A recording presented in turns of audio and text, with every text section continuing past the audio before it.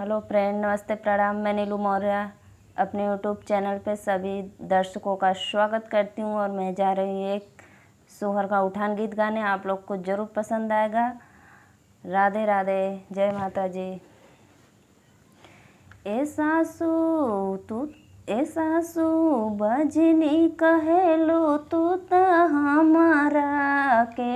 ए सासू बजनी कहेलू तू त हमारा के। हमरा होई है होरिलवा हम देखाइब तोहा के। हमरा होई है होरिलवा हम देखाइब तोहा के। अपने मम्मी के बुलाइब अपने पापा संग में। अपने मम्मी के बुलाइब अपने पापा संग में। मम्मी कमारा दबैया हम तरसाइब तोहा के। मम्मी कमारा दबैया हम तरसाइब तोहा के।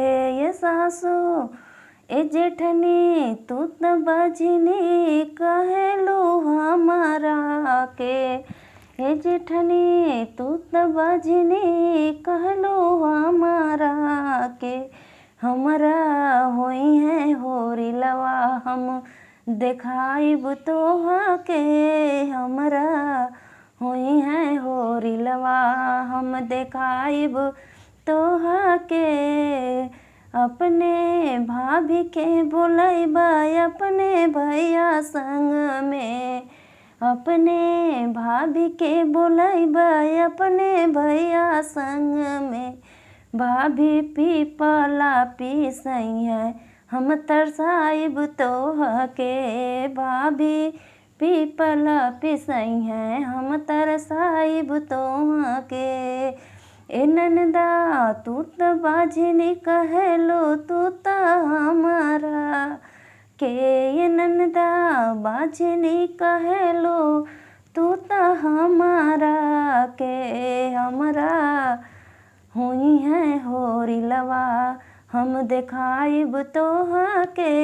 हमरा हुई है होरिलवा हम देखाइब तोहा के। अपना दीदी के बुलाइबा अपना जीजा संग में। अपने दीदी के बुलाइबा अपने जीजा संग में।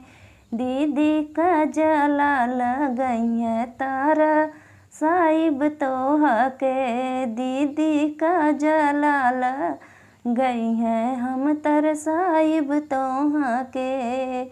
ए सासू बजनी कहेलो तू त हमारा के।